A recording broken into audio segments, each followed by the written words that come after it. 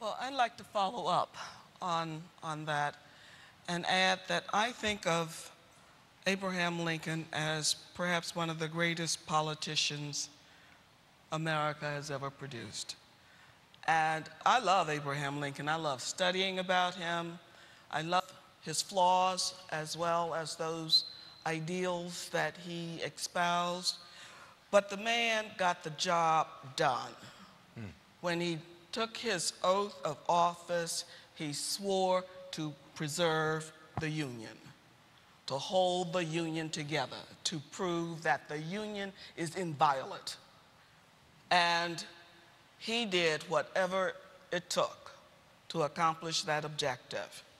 And then when it took the emancipation of the slaves, he did it. And he did it, and he never wavered afterwards, and he armed the African American men, both in the North and in the South, and empowered them to liberate themselves, to join in the fight to eradicate slavery, but also to hold together the Union. And so Black empowerment is one of the legacies of Abraham Lincoln that I cherish and that I follow throughout all of my scholarship through the 20th century. And I just want to add a footnote that African Americans are the one group within the body politic who cherish Abraham Lincoln so much so that on the first 100th anniversary of his birth, they organized, along with white allies, the National Association for the Advancement of Colored People. And that organization carried the Lincoln ideals, the Lincoln vision of one nation throughout the course of the 20th century and made it possible for the civil rights movement and Martin Luther King to do his great work. Yes, I think the NAACP was the civil rights movement too. Okay.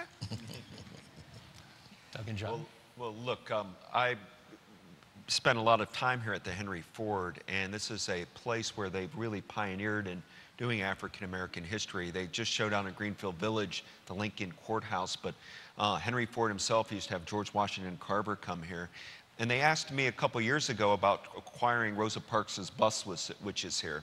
And Mrs. Parks, there's a little story about Detroit. When she lived here, Nelson Mandela got released from Robben Island. He was released from jail in the early 90s. And he came to America and he said, I want to come to Detroit because it's the home of Joe Louis, the boxer, and my hero, Rosa Parks. And Mandela got to New York. There was a ticker tape parade. He went to the Senate, spoke in front of a joint session of Congress, and there were a lot of photo ops. And he started coming to Wayne County Airport here. And unfortunately, nobody had invited Rosa Parks to come meet Nelson Mandela. They forgot about her. And about 24 hours in advance, a man, Damon Keith, judge some of you might know here, got a, talked and they said, well, it's too late. The security won't allow anybody new. We're overbooked for Mandela. And basically saying Rosa Parks couldn't come. And she was so demure that she said, oh, don't worry. I didn't get an invitation. Don't worry about me. And Damon Keith, Judge Keith said, no, you're going, Rosa, get in the car. You know, we're doing this. Eventually he convinced her to come.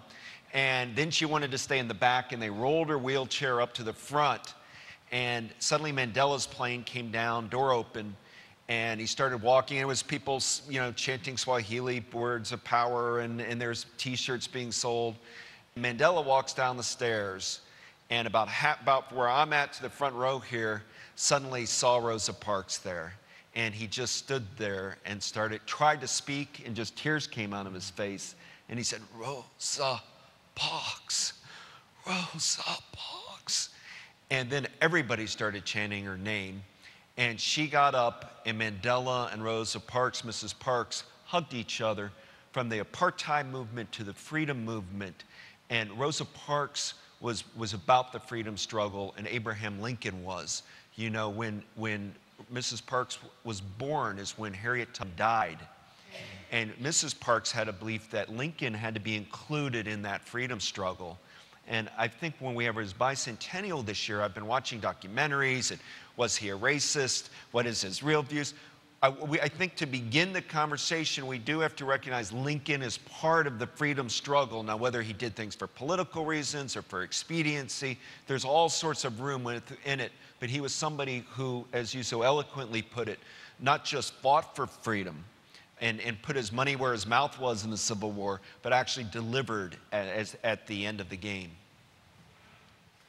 Lincoln, for me, represents in his words, in his life, and in his actions the possibility of the American dream.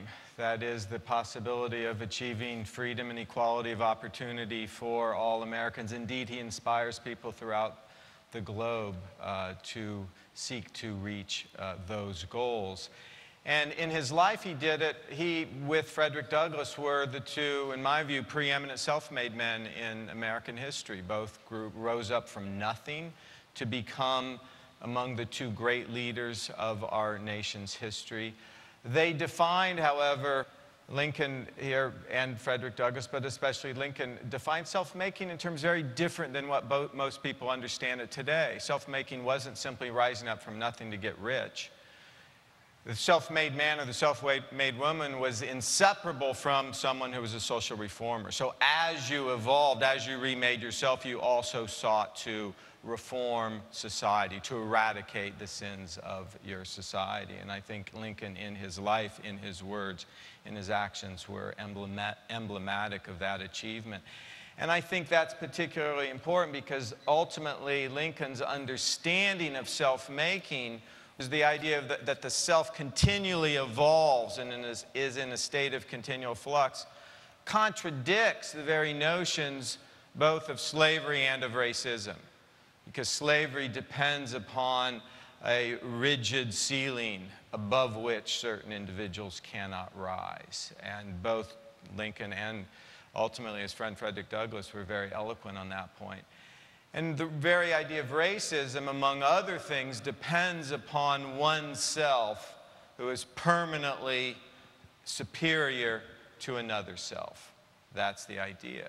Which explains why someone like Frederick Douglass could say of Abraham Lincoln in 1861 and 1862 that he was a representative American racist, and then befriend him by 1863 and come together and unite, because he, like Douglass himself, understood that the ideal self-made man, or in Douglass's case, woman, continually evolved. And so that legacy in its multiple dimensions, I think, is extremely important.